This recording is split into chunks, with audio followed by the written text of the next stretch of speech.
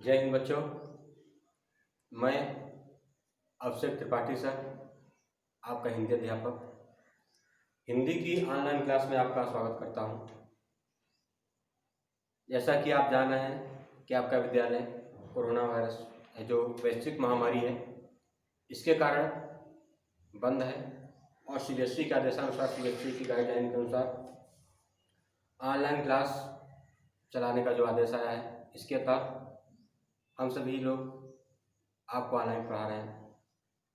और आप लोग इसके पहले भी 2 महीने तक अप्रैल मई महीने में ऑनलाइन क्लास को ज्वाइन किया था। अब उसका आप लोग आनंद लिए होंगे और सब लोगों ने होमवर्क भी कंप्लीट किया था। तो जैसा कि आप एक बात याद रखे रहिए कि यह जो वर्तमान परिस्थिति है, इसको देखते हुए नहीं कहा जा सकता कि विद्यालय बहुत जल्दी ही खुलेंगे और आपका सत्र नुकसान ना हो, आपका वर्ष बर्बाद ना हो, पढ़ाई बर्बाद ना हो, खराब ना हो, कि आपका 1 साल नुकसान जाए। इसलिए सरकार की तरफ से जो है कि आप लोग ऑनलाइन पढ़िए और हो सके तो आपके ऑनलाइन एग्ज़ाम भी होंगे। जैसे कि आप लोग इसके पहले ऑनलाइन एग्ज़ाम दे चुके हैं, तो समय बदल रहा है, परिस्थितियाँ बदल रही हैं, वैज्ञानिक युग आ गया है। ठीक, तो आप लोग घर पे रहिए, सुरक्षित रहिए। अगर आपको पढ़ाई में किसी प्रकार की समस्या आ रही है, कहीं कुछ भी पूछना है, तो आप लोग बेझिझक होकर के कमेंट कर सकते हैं, पूछ सकते हैं, जहाँ भी आपको समझ में ना आए। ठीक है। आपकी यह जो पुस्तक है जिसका नाम है बसंत, आपको किसी भी दुकान में मिल जाएगी, दुकान पर उपलब्ध है, प्राइवेट किताब नहीं है, एनसीईआरटी की है। ठीक ना। बसंत हिंदी की किताब है और हिंदी व्याकरण, ठीक, वो भी एनसीईआरटी की है। तो आप लोग दोनों किताब किसी भी दुकान से जाकर के ले सकते हैं। अगर आपको दुकान पे नहीं मिल रही है तो नेट से आप लोग इसको डाउनलोड कर लीजिए। ठीक, तो गद्य तो जो पढ़ाया जाएगा आप लोग कहानी की तरह समझ जाएंगे, लेकिन काव्य पढ़ने में आपको दिक्कत होगी। तो काव्य में आपको किताब रहना आपके पास ज़रूरी है। अगर आपके पास किताब नहीं है तो जैसा कि अभी हम आगे पढ़ाने वाले काव्य हैं, ठीक ना, तो आप उस काव्य को अपने मोबाइल में डाउनलोड कर लीजिए कहीं भी और लिख करके अपने सामने रखे रहे, किसी कागज़ पर लिख करके उसको जब हम पढ़ाएंगे तो आप उस पर मिलाएंगे कि सर किस लाइन का क्या अर्थ बता रहे हैं। ठीक है, तो आपको अच्छे समझ में आ जाएगा। इसके पहले आपने जो पढ़ा है पाठ, उस पर हम थोड़ा विचार कर लेते हैं कि जो पहला पाठ था शिवमंगल सिंह सुमन जी का, हम पंछी उन्मुक्त गगन के, जिसमें एक पक्षी है, वो अपने विचार को बता रहा है कि हम किस तरह से स्वतंत्र हैं, खुले हुए आसमान के पक्षी हैं। ठीक, हमको पिंजड़े में रहना अच्छा नहीं लगता है। ठीक, इस विषय पर आपने पढ़ा था। दूसरा पाठ है दादी माँ, जो कि कहानी है शिव प्रसाद सिंह जी लिखे हैं। ठीक, इसमें उन्होंने अपने दादी के बारे में बताया। तीसरा नंबर है निबंध हिमालय की बेटियाँ। हिमालय की बेटियाँ जो पाठ है, इसमें हिमालय से कितनी नदियाँ निकलती हैं। ठीक ना, हिमालय जो है क्या है, माता है। ठीक, हिमालय से कितने लोग उत्पन्न हुए, कितनी उनकी बेटियां हैं, उसका वर्णन किया गया है।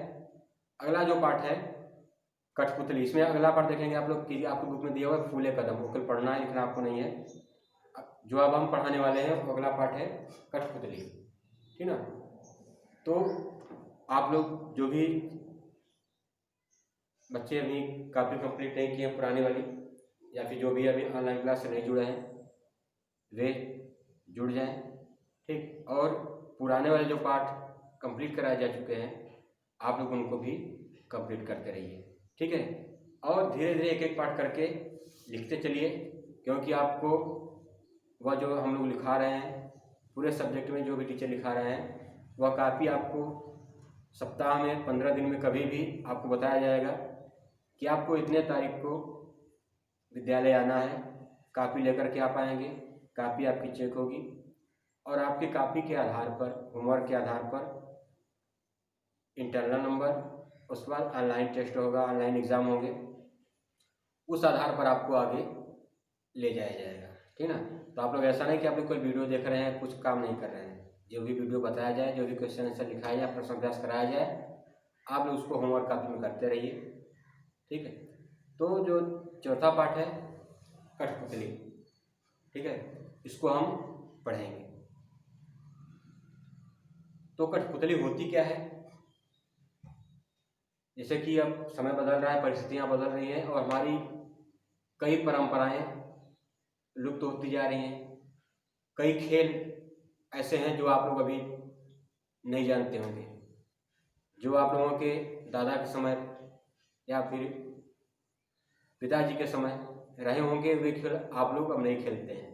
ठीक, आप लोग ऑनलाइन खेल में जुटे हुए हैं, घर में एक जगह बैठ करके आपस में खेल रहे हैं। जो पहले खेल होते थे वो शारीरिक, मानसिक, हर तरह से आपको स्वस्थ रखते थे। ठीक, अब आप लोग केवल मानसिक खेल खेलते हैं, जैसे मोबाइल में हो गया, जिसमें केवल दिमाग लगाना है। ठीक, एक जगह बैठ करके आप लूडो खेल लिए, कैरम खेल लिए, ठीक है, तो इससे केवल आपका मानसिक विकास होता है, शारीरिक विकास नहीं होता है। लेकिन जो पहले के खेल थे वो क्या थे? घर के बाहर खेले जाते थे। ठीक, कबड्डी हो गया, खो खो हो गया, ठीक, फुटबॉल है गया, वॉलीबॉल हो गए, ये सब जो शारीरिक है। ठीक, तैराकी हो गई, इससे हमारा शारीरिक विकास भी होता था। तो कठपुतली जो क्या है, अब कठपुतली आप लोग शायद देखे होंगे, उसे हम बताने का प्रयास कर रहे हैं, आप लोग समझ आएगा। कठपुतली जैसे गुड़िया होती है, आप लोग देखे होंगे, डॉल बाजार मिलती है, प्लास्टिक की मिलती है, ठीक है, छोटी छोटी होती है, जिसमें मानव आकृति की होती है सब, कोई मेल फीमेल, गुड्डी गुड्डा देखे होंगे आप लोग।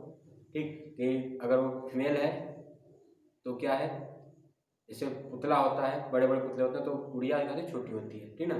तो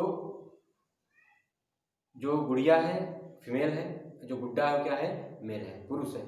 ठीक है, तो उसको कठपुतली को उंगलियों से नचाया जाता है, अर्थात जितनी आपकी उंगलियां हैं, ठीक ना, उस इस 5-10 उंगली पर एक एक रस्सियाँ आपकी बंधी रहेंगी। जो नचाने वाले होते हैं आप लोग देखेंगे उसमें कहीं पर कि वो हाथ ऊपर किए रहते हैं, और कठपुतली के जो गुड़िया होती है, ठीक है, वो लकड़ी की और कपड़े की बनाई जाती है, वो हिलती डुलती रहती है, मतलब मानव के आकार की होती है, और उनके हाथों में एक बहुत पतली रस्सी बांधी जाती है जो आपको दिखाई नहीं देगी, बहुत दूर बैठेंगे तो दिखाई। वह जो गुड़िया है आपका हाथ पैर आगे पीछे करेगी, गर्दन इधर उधर हिलाएगी, ठीक, और वह अपने आप नहीं हिलाती है।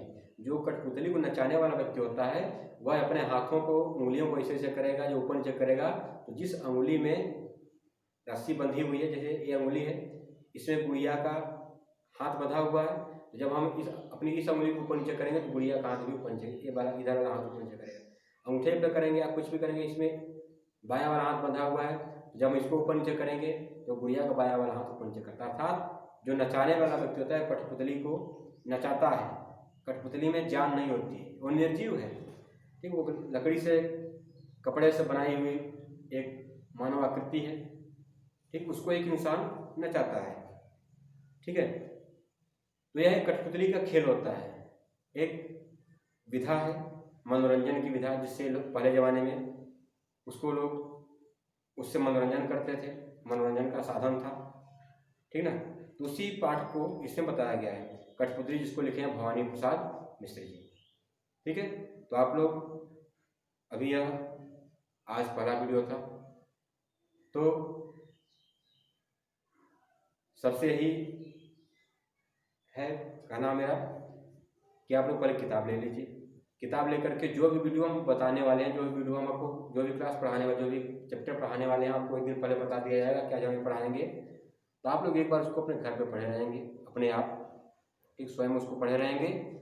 उसका जब हम पढ़ाएंगे तो उसका सीधा सा फायदा यह होगा कि अगर आप पहले पढ़ेंगे तो आपको जहाँ भी समस्या होगी आप लोग उसको इंडिकेट किए रहेंगे, उसको अंडरलाइन किए रहेंगे। जब हम पढ़ाएंगे तो आप लोग उसको मिला लेंगे कि नहीं, यहाँ पे हमारा फंस रहा था, हमको यहाँ पर समझ नहीं आ रहा था, तो यहाँ पर सर जी क्या बताएं, तो इस तरह से आपको पढ़ने में आसानी हो जाएगी। ठीक है ना, तो ये हो गया केवल आपको पाठ के बारे में और पुस्तक के बारे में परिचित कराए। इसका इसके ऊपर विचार हुआ। अगले वीडियो में हम अपने पाठ को पकड़ेंगे, ठीक, जो पाठ का नाम है कठपुतली। ठीक, तब तक के लिए धन्यवाद। आप लोग घर पर रहें, सुरक्षित रहें, हाथ मुंह को स्वच्छ रखें, किसी अनजान व्यक्ति के संपर्क से दूर रहें, अनावश्यक रूप से घर के बाहर ना निकलें, अपने सुरक्षित रहें और अपने परिवार को भी सुरक्षित रखें। धन्यवाद।